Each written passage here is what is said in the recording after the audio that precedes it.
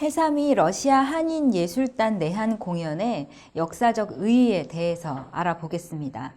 해삼이 러시아 한인 예술단의 이 내한 공연은 아주 대단한 성공을 거둡니다.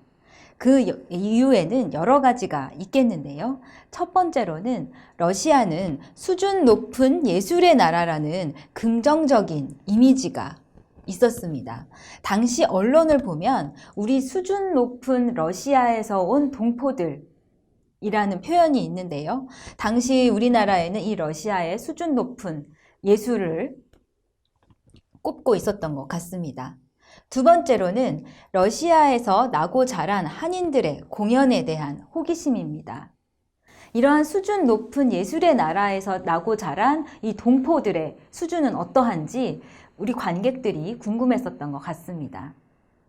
그리고 세 번째로는 동포의 첫 고국 방문에 대한 동정심입니다.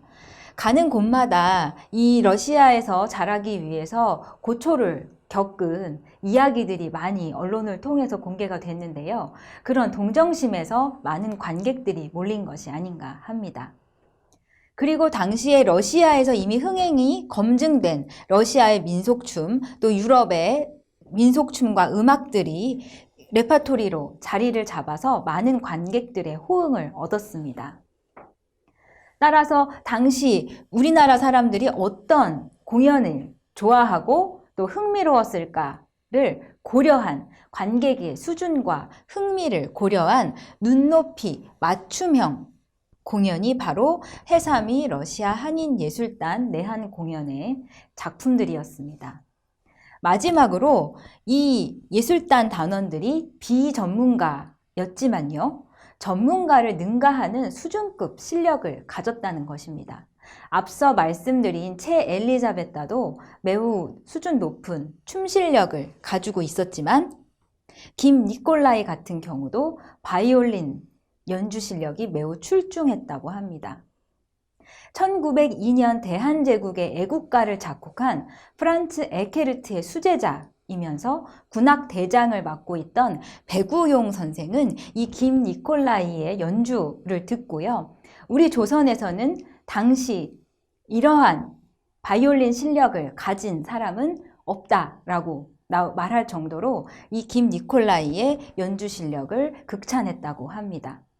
당시 연해주 컨설바토리에는요, 모스크바, 상트페테르부르크, 파리 컨설바토리에서 공부한 훌륭한 교수들이 포진하고 있었는데요. 아마도 이들이 그런 수준 높은 교수들의 지도하에서 수학을 한 것이 아닌가 추측해 봅니다. 해삼이 러시아 한인 예술단의 역사적 의의에 대해서 말씀드리겠습니다. 첫 번째는 원조 제외 한인 예술단이라는 것입니다. 앞서도 말씀드렸다시피 이 예술단의 단장과 단원들은 이미 1세대, 1.5세대, 2세대의 러시아 한인들로 구성된 비전문인 소인 예술단이었습니다. 당시 일제강점기였기 때문에 일본은 이런 해외 동포들이 우리나라를 방문하여서 좋아진 우리나라의 모습을 보고 돌아가서 향상된 우리나라의 상황을 알리기를 원했기 때문에 일본의 문화 통치의 선전 도구로 이 예술단들이 우리나라에 입국을 할 수 있었고요.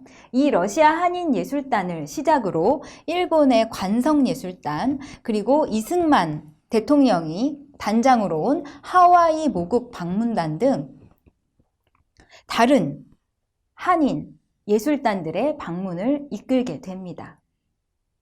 이렇게 우리 사회의 예술단 활동을 통해서요, 제외 한인에 대한 관심을 불러일으킨 것이 바로 이 해삼이 러시아 한인 예술단입니다. 두 번째로는 이 해삼이 러시아 한인 예술단은 국내외 독립운동활동 네트워크 형성의 조력자라는 것입니다. 예술단 단장들이 모두 종교계, 기독교, 그리고 천도교에서 활동하는 독립운동가라는 점이 이것을 뒷받침해주고 있는데요. 이강, 한용헌, 곽병규가 바로 이 예술단들의 단장이었습니다. 이 예술단이 방문한 표면적인 이유는 교당 건축 및 개축, 그리고 생활고 해결을 위한 모금 활동이었는데요. 따라서 이 궁극적으로 모금을 위한 공연이었다라는 것이 매우 중요한 이유가 되겠습니다. 당시 기독교에서는 연통제라고 하여서 국내의 독립운동가들과 국외의 독립운동가들 사이에 정보 교류를 하는 제도가 있었다고 합니다. 이런 예술단의 순회 공연은 일제의 눈을 피해서 전국으로 돌아다니면서 이 독립운동가들이 정보를 교류를 할 수 있었던 기회가 아니었을까 생각을 합니다. 그래서 두 번째 역사적 의의로 이 해삼이 러시아 한인 예술단은 국내외 독립운동 활동 네트워크 형성의 조력자라고 말할 수 있겠습니다. 세 번째입니다. 이 해삼이 러시아 한인 예술단의 주요 역사적 의의는 러시아 민중 공연 예술을 전파하는 문화의 전령사라는 것입니다. 이들은 민속 춤과 음악 중심의 에스트라다 순회 공연과 강습 활동을 통해서요, 우리나라의 러시아 및 유럽의 민속 춤과 음악을 전수했습니다. 이것은 전국적인 러시아 및 서양의 민속춤과 사교춤의 인기를 불러왔고요. 1920년대 무도의 시대의 도래를 이끌었습니다. 이러한 해삼이 러시아 한인 예술단의 활동은요, 폭발적인 인기에도 불구하고 1923년 소련이 탄생하면서 여러 가지 이유로 내한 공연 활동이 지속되지 못합니다.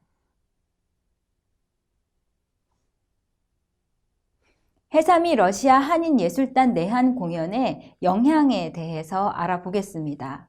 첫 번째는 서양 민속 춤과 음악이 우리나라에 본격적으로 유입이 됐다는 것입니다. 그리고 두 번째로는 우리 춤에 대한 사회적인 인식의 변화를 우리 사회에 이끈 것인데요. 당시 조선 사회에는 특정한 계층만 춤과 노래를 할 수 있었습니다. 또 이 예인들은 사회적으로 가장 낮은 계층에 속해 있었는데요. 이 예술단의 단원들은 비전문인들이긴 하지만 학생으로 구성된 예술단으로서 누구나 춤을 출 수 있다는 우리 사회의 춤에 대한 인식의 변화를 이끌었습니다. 세 번째로는 무도 열풍을 통한 춤의 대중화입니다. 누구나 춤을 출 수 있고 또 춤을 볼 수 있는, 또 즐길 수 있는 춤의 대중화를 이끕니다. 마지막으로 신무용 4인방 중 조태권이 춤에 입문하는 계기를 마련하게 되는데요. 이 해삼이 러시아 한인 예술단 단원 중 박세묘는 방문 기간 중 한국무용의 아버지 조태권에게 고팍춤을 전수하면서 춤계로 입문하게 됩니다. 지금 보시는 분이 바로 조태권 선생님이십니다. 왼쪽의 사진에 보시면 1922년 토월회의 제3회 공연에서 사랑과 죽음이라는 작품에서 고팍춤을 추는 모습인데요. 바로 러시아 한인 예술단 박세면에게 고팍춤을 배워서 이 토월회의 공연에 찬조 출연을 하게 됩니다. 이 고팍춤이 정말 인기가 많아서 춤을 추고 들어가면 관객들이 다시 나와서 한 번 더 춤을 추라고 앙코를 요청하기도 했다고 합니다. 두 번째는 이미 춤계에 본격적으로 입문을 하여서 일본 유학을 마치고 공연을 한 만종이라는 작품에서 춤을 추고 있는 조태권 선생님이십니다. 조태권 선생님은 우리 한국무용계의 아버지라고 불린 분입니다. 조태권 선생님이 고팍춤을 추어서 우리나라에 큰 인기를 끌었던 고팍춤에 대해서 알아보겠습니다. 이 고팍춤은요, 16세기, 17세기에 우크라이나에서 역사적으로 요새가 위치한 자포로주스카야 세치라는 지역에 코카서스 민족들의 무술 훈련 동작에서 유래한 유일한 남성 민속춤입니다. 무술 훈련 동작을 하다 보니까 많은 점프와 또 힘찬 동작들이 많겠죠. 이렇게 민첩하고 유연하지만 힘 있는 남성성을 표현하는 우크라이나의 대표적인 민속춤이 바로 이 고팍춤입니다. 이 고팍춤에서 이 곱, 여기 곱, 홉, 영어로는 홉이 되는데요. 이 단어의 뜻은 한 발로 뛰다, 도약하다, 비약하다, 뛰어오르다, 발을 구르다 등의 여러 가지 뜻을 가진 단어인데요. 이 단어만 보더라도 이 고팍춤에서 어떤 동작이 많이 나오는지 생각해 볼 수 있습니다. 지금 사진에서 보시는 춤이 바로 고팍춤인데요. 여기 남성 무용수가 이렇게 높게 도약한 모습을 보실 수 있습니다. 제가 앞서서 이 고팍춤은 유일한 남성 민속춤이라고 말씀을 드렸는데요. 이 아래 보시면 여성 무용수들이 아래 이렇게 포진해 있는 것을 보실 수 있습니다. 이 작품은 모이세예프 발레단 작품인데요.